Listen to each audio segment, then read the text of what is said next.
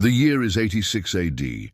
Rome is a city of splendor and might, ruled over by the Emperor Nero. The streets are lined with gold, marble, and ivory, and every night the emperor hosts feasts inviting 8 men of only one type, bald, short, or fat. That's right, 8 men of only 3 types. But there is one man who does not need an invitation to the emperor's feast, Marcus Valerius, Rome's greatest general. He is admired by all, loved by all, respected by all, except one, the jealous Senator Cornelius.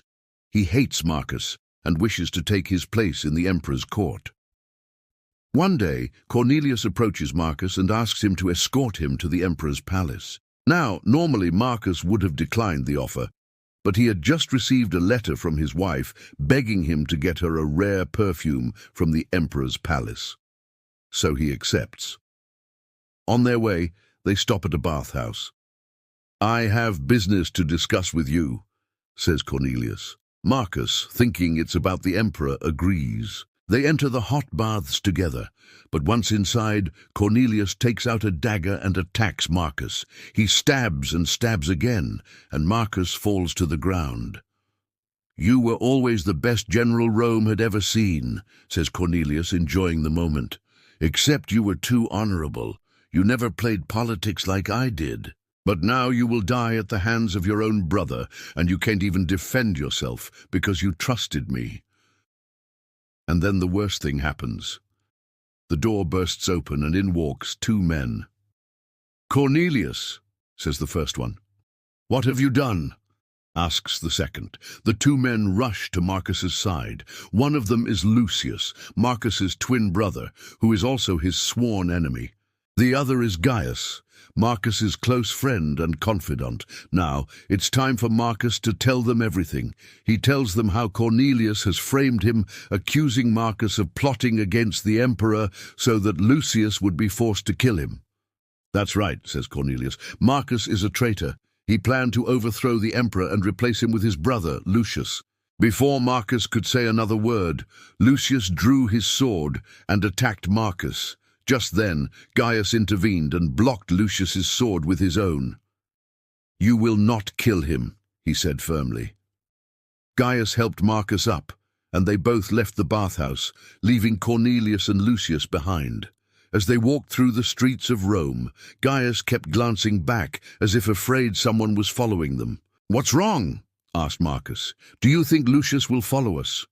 "No," replied Gaius, "but someone else might." They reached Marcus's house and sent a message to Lucius. Marcus decided to leave Rome and hide in his villa outside the city. But little did he know Cornelius had spies everywhere, even at Marcus's house. One of the servants informed Cornelius that Marcus had left Rome, and when Cornelius heard this, a wicked smile appeared on his face. He knew that Rome was big enough that Marcus wouldn't find him, but he also knew that Rome wasn't big enough for Marcus to hide.